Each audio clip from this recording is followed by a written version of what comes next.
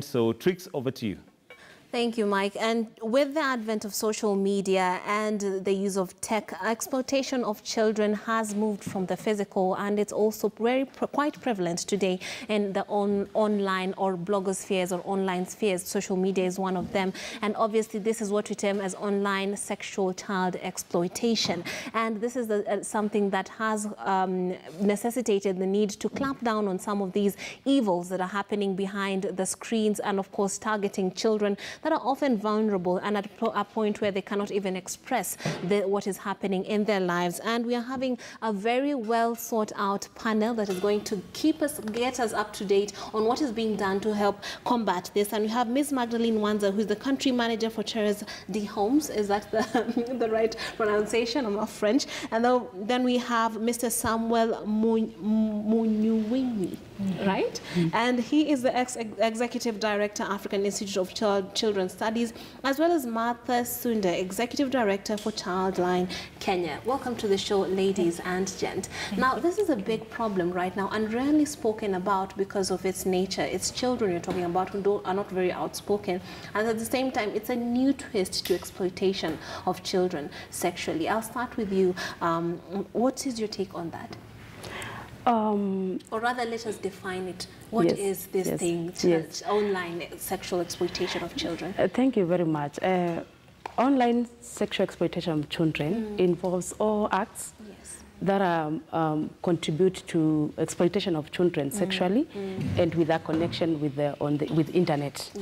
And as you say, it has been on the rise, and we've seen, and especially looking at the penetration of internet and the affordability, accessibility of smartphones, children are at risk of online sexual exploitation in Kenya. And we'll also be discussing and see how big is the situation on the issue, and looking at all the forms of online sexual exploitation, where there is the grooming of victims by predators or perpetrators, either to be abused offline or online, and also sharing of sexual abuse materials that are relating to children. We've really seen it's an issue. Yes, it's a new area in Kenya, and it's on the rise. Yeah, because we have kids as young as 10 having cell phones, and there's internet and free Wi-Fi all over the place. So there are those forms of, sexual exploitation. You've talked about grooming. I would like to know more, your second name is quite a mouthful. It's the easier one. So I'll just call you Samuel. But please define to us some of the forms of sexual exploitation that take place. Perhaps start with the grooming that she has talked about. What is the grooming, sexual exploitation and grooming? Is this teaching them to be getting them into it in a slowly by slowly? Exactly. It's I think, Tricks, we need to appreciate that while online, not everyone has a good intention, and for some reason, sex always is one area of demonstrating, where you're demonstrating power for the other and exploiting other people.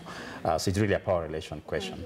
And so there will be people who will be very intent in being very methodical, and so planning that, I want to be able to take advantage of the most vulnerable person, being able to prepare them, to train them, to make them feel comfortable to connect with them, but really with the intent of exploiting them sexually. And many times it could actually lead beyond just an online relation, and sometimes the child will be expected to leave. And we have real cases that have happened in recent cases of that, where children have left school to go all the way to Malindi or Mombasa from Western Kenya, so that they can, the perpetrator has, of course, an intent to exploit them. So grooming is it's a sort of brainwash, or getting them while they're young. It's easy to manipulate their minds to fall into that trap. What are some of the other forms of, The other that is really and growing very quickly is sexting. Basically sending text messages on phone, either WhatsApp or the traditional SMS, but really with the intent of causing sexual arousal. So this, again, is an area that we are seeing that is really growing. Of course, there are many other forms that we are noticing.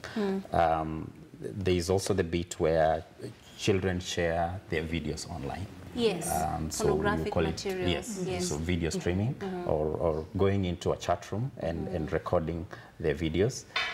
Sometimes with the, you know, the thought to sell the material because there's a connotation to economic exploitation that also comes with it. Okay, yes. So this, by video streaming, you're talking about the way your viewers, the viewers are getting us live, but this would be a child who has been, you know, brainwashed into performing sexual acts online, sometimes just for the sake or sometimes for monetary gain. Exactly. And you're seeing this happening in this country. Yes. Exactly. Wow. It's happening right here. All right. Martha, give us your take on this. What are some of the ways that young people or children are being exploited sexually online? Apart from the ones that we have spoken about already, grooming and sexting, and also live streaming, we also have people who are developing material of children engaged in sexual activity.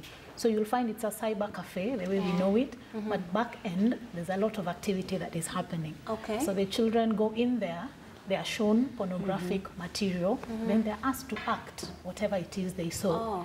And that is recorded and sold to some audience out there. And it is huge money for the people doing that, the cyber cafe owners and the people involved. Sometimes the children themselves are also paid for that. And because of that, it encourages them to participate.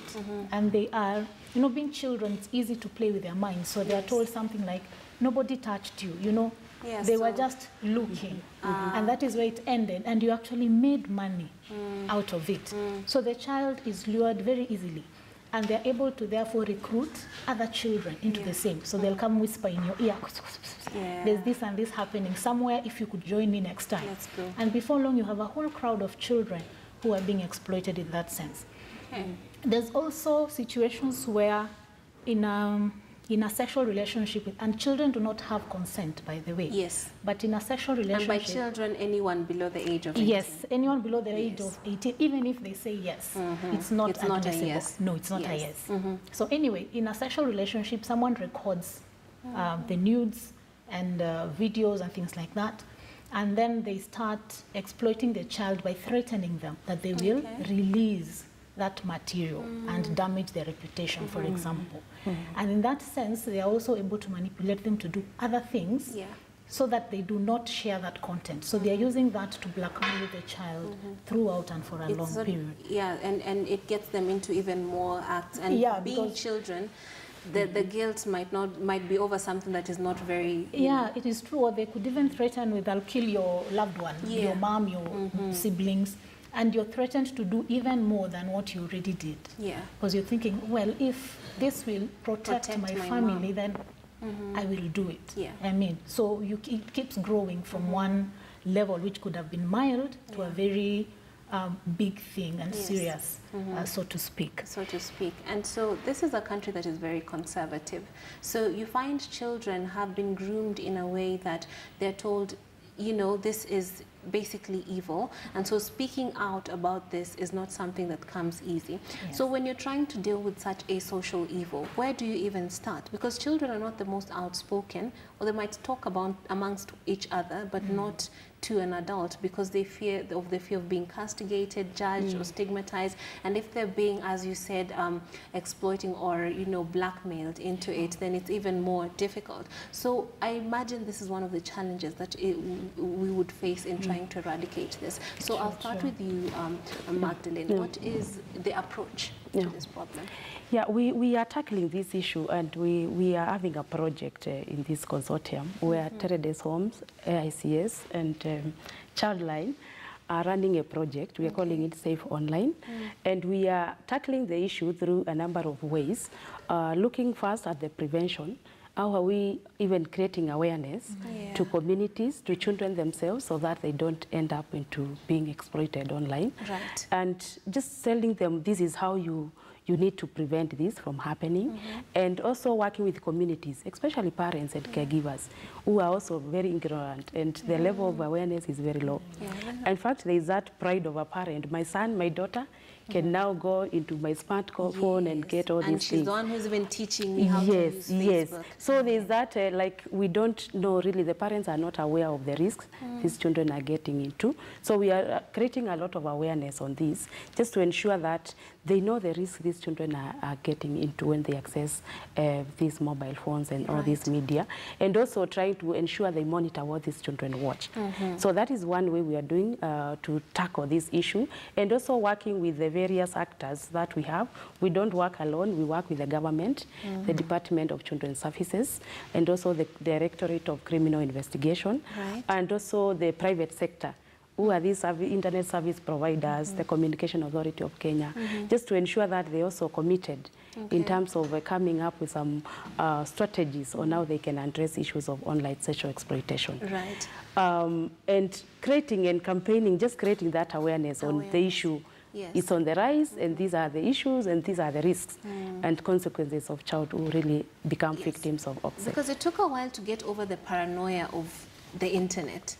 But at the same time, now that we are more accustomed, we're more accepting of the internet, we're finding that it's a double-edged sword. There are good things and bad things that come with it. So while we are trying to take advantage of the good of the internet, it's not bad for the children to have internet. They can learn, they can catch up on their schoolwork. There's a lot of good that comes with the internet, but there are also the bads that we have outlined right here. So what are some of the practical ways that a parent, before they even get to see the campaign, or what are some of the practical stopgaps that they can put on their devices that could prevent their children from accessing such information? That's a very good question, and really child protection, or how you really ensure that your child is safe. The same traditional things will really apply, including on an online platform, in the sense that the first line of defense for a child is the child themselves, being able to appreciate that when I go beyond this, then there is a risk level. And so in this campaign that we are doing, there's been a lot of investment around empowering children to know what is online child sexual exploitation, how do I know that beyond this I'm on the red, and what do I do when that happens. Again, very important, and this we included in our initial research, just to understand how big is this problem. And so one of the first things we did was to conduct household research in Mombasa. And I was about to ask, what is the role of research in actually So we did this in Mombasa, in Nairobi, Nakuru and Kisumu, because these counties have a larger internet penetration. And what we found, that most parents were not having a conversation with their children. Just like you've said, many of us think buying a nice tablet to your child as a birthday gift is a good thing. Yes, it is, but if there's no conversation around what then do you open up this to? I find this more like, if you're going to send your child out to the market, assuming you move into a new neighborhood, you really have to tell your children, don't go to this corner, it's dark, don't walk alone at this hour.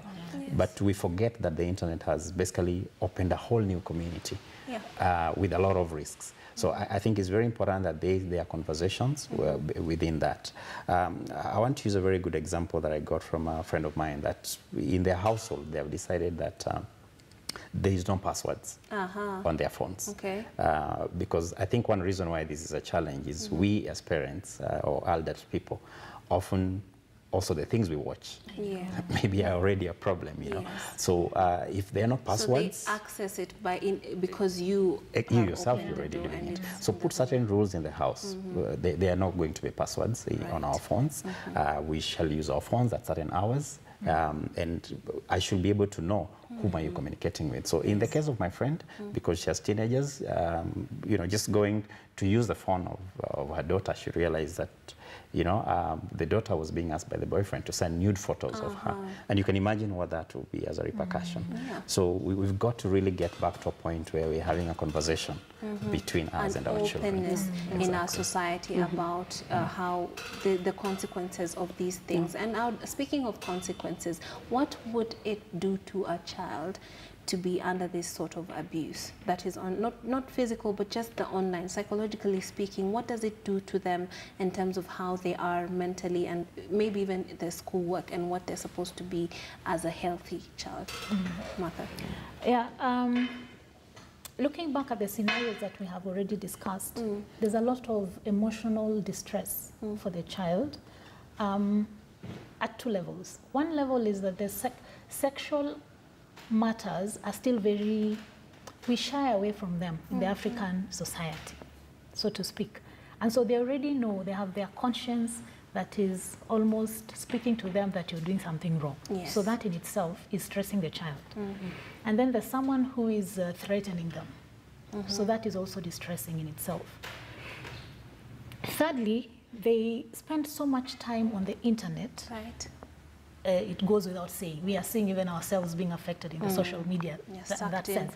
So they have not enough time perhaps to concentrate on their studies, and that obviously affects their performance. Academics. Which means they're in conflict with the school authority, they're in conflict with their parents, perhaps with their peers.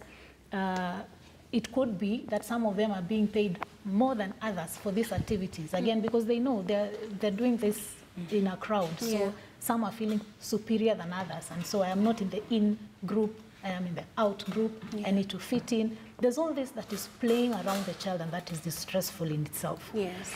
And then there's also the fact that they therefore do not even know. I mean, what then should I do? I am in this situation, all right.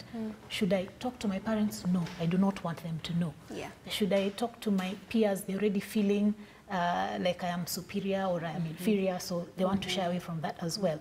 So they're in a position where they don't know how or where to seek help as well.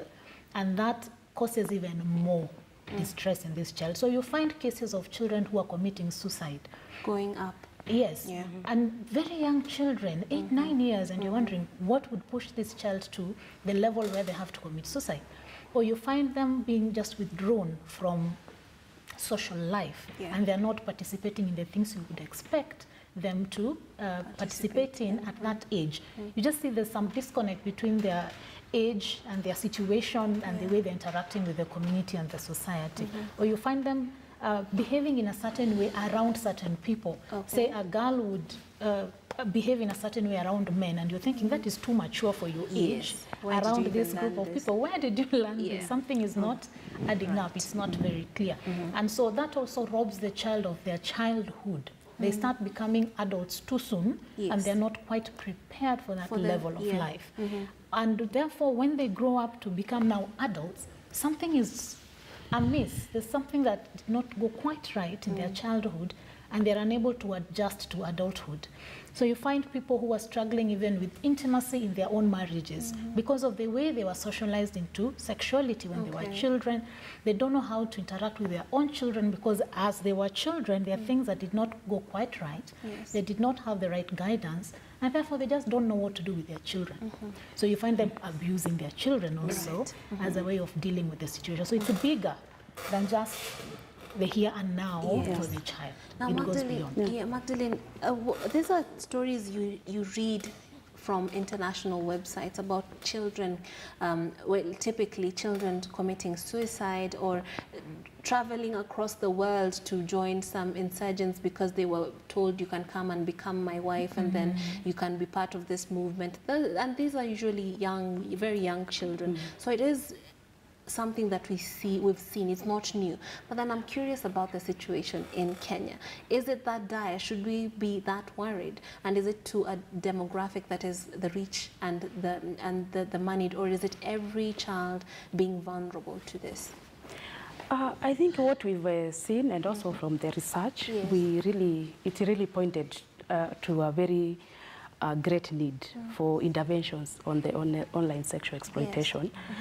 We've seen like the research really pointed, and also research done by Teredes Homes, the dark side of the internet for children, really pointed quite a number of teenagers accessing internet, and also parents even not aware of what sites and what they are watching in this online. And we've also had cases within the project that we are working, even as you say, children moving from some counties, Kisumu, going to Mombasa, because they met this friend online who promised goodies and come visit me and all that, of course, with the aim of exploiting these girls. We've really seen this is an issue in Kenya. We have had several numbers, over, I think, 200 since the start of the project. Yes. And what we have seen is children are really, yes, they feel they have been sexually exploited online, but also there's that aspect of, do I say it? Yes. Do I suppose my parents get to know about this? And we, through this counseling, we do telecounseling of children, of course, through the 116, which is Childline Kenya really holds and supports. So we get to hear children saying, this is happening, my peer or even my friend is being abused, but he or she doesn't want to report this. So we are saying that there's need, and it's rising in Kenya from the figures that we are seeing. And also now what I cited, even with these fueled by the cash transfer system, the M-Pesa, the mobile. It's and easy now, to lure them, a little money, and they would be convinced. Yes, so it's really an issue, and we've even heard of even children who are threatened. Like, I will send out this nude photo of yours if you don't comply to what I'm saying. Absolutely. And we've also had cases of even suicide for some of those, in Kenya. Because they feel trapped, they don't know what to do. They don't know what to do, they don't know if they can share with their parents or teachers, or if they will be victimized because they are online, or when they are not supposed to be online, and all that, those kind of things. Absolutely. So Samuel, this necessitated the work that you do. So could you outline to us or to the Kenyans how they can access help, and obviously what you are doing practically on the ground to ensure that you're putting an end to this, or that it doesn't grow to the levels we've seen in the news abroad and what have you? Right. So, like I mentioned earlier on, the beginning point is to really empower the children, and through these agencies, through the Department for Children's Services, the opportunities where you can access information, training, and also, even if you're in a situation where you need help, you can call 116, that is the child line. Kenya, it's a toll-free line, and be able to access a counselor, and they will direct you into where to get help. But beyond that, we also looking at then building systems and capacity. Magdalene has mentioned our work, our collaborations with the Department for Criminal Investigation. And I really want to commend the government that Kenya is, I think, among the few countries in this continent that have set up a full-fledged police unit that are able to track even cases of a child who's, if you've posted your photos, or someone has posted your nude photos online, there's no need to panic. Don't feel like you've got to take away your life because there's nothing can be done. It can actually be pulled down. There are already collaborations with Facebook, NetMec, and the Interpol and the international community, really, to be able to remove cases of where children are there. I also want to point out that within our work, we appreciated the role of policy and legislation in being able to do this. Unfortunately, these have not kept pace. So the laws that we have, like the Sexual Offences Act of 2006, largely did not, I mean, at that point, we didn't appreciate how much risk is there on online child sexual exploitation.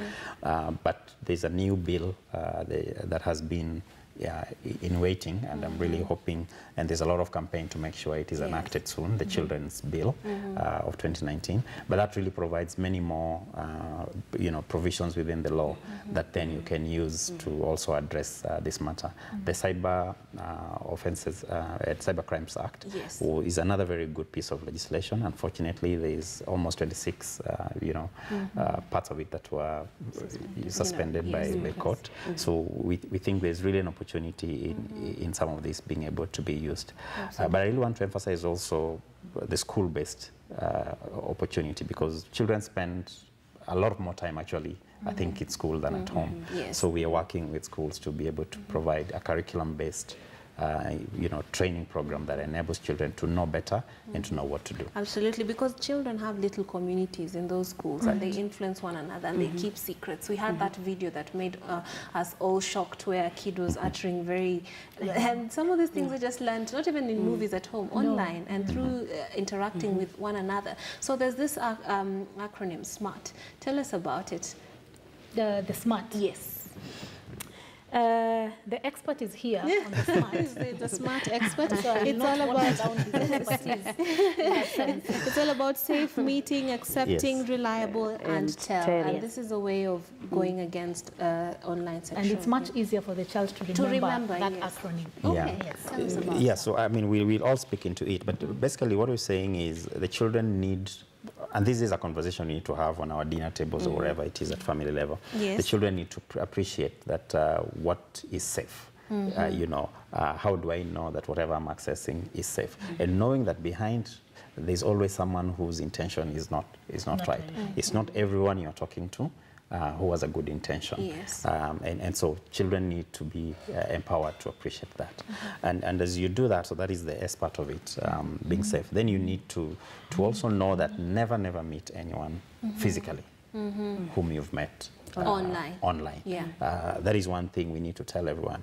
If you don't know them, I will even say, if you know them, then you've still got to meet them in a very safe space. And possibly involve the parents. Involve your parents, so that then you don't get into situations where you are compromised into your safety.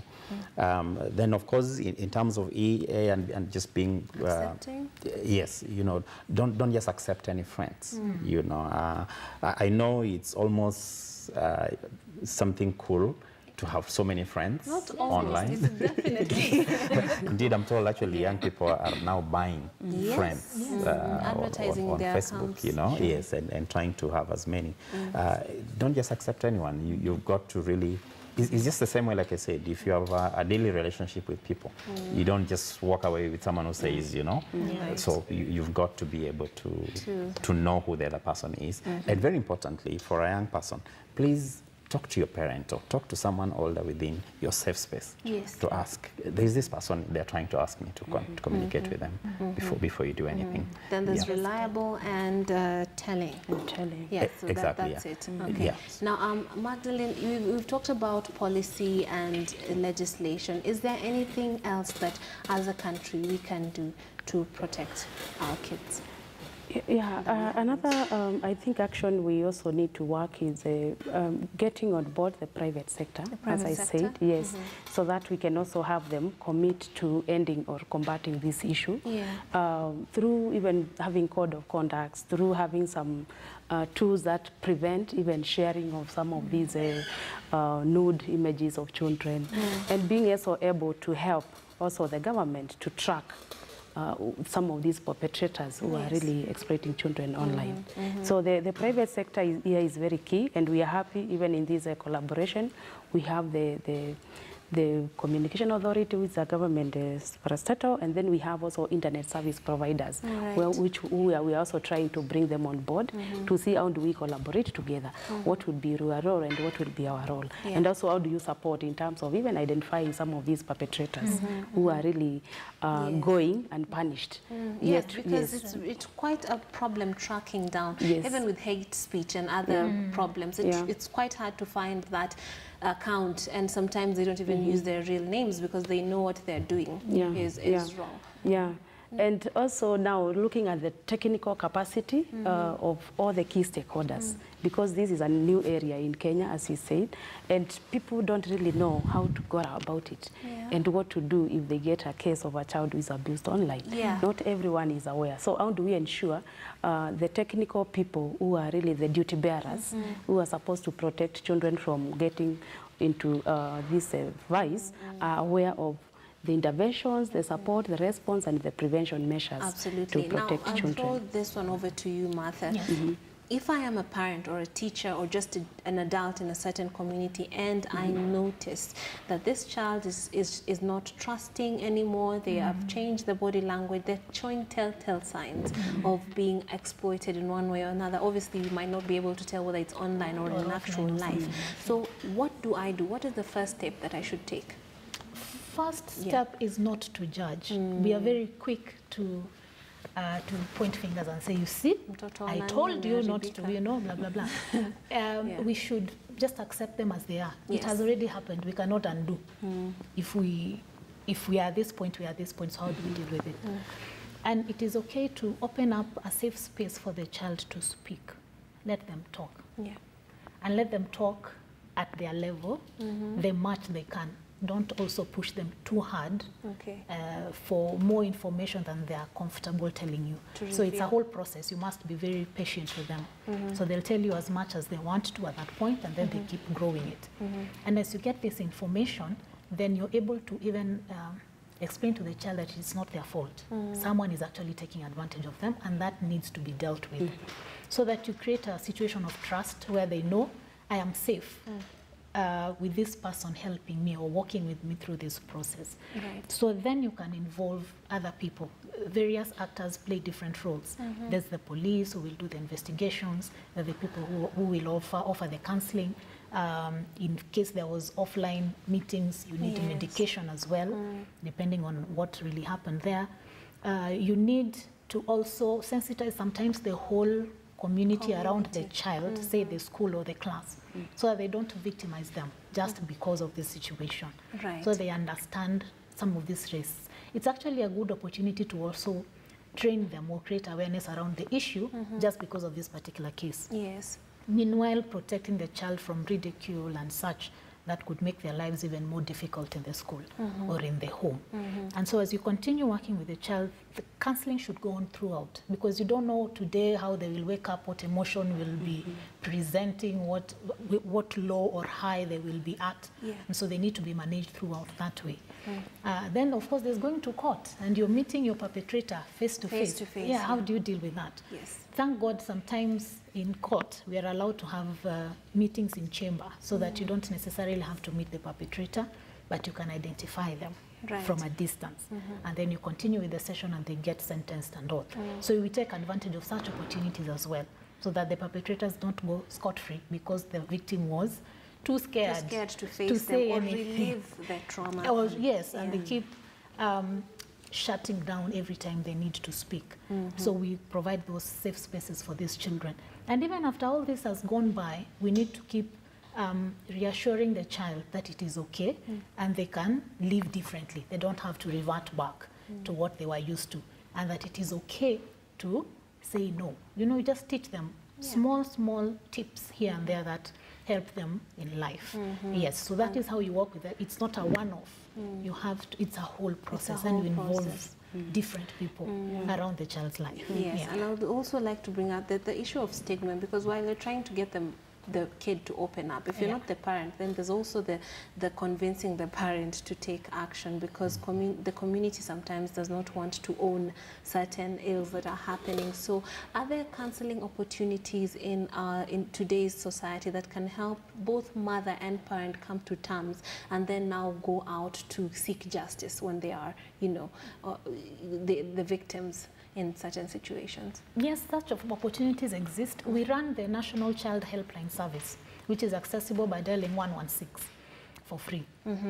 And the beauty of it is that it is anonymous. So you do not have to reveal your identity. We can still support you in all the anonymity that is involved without knowing who you are or where you are.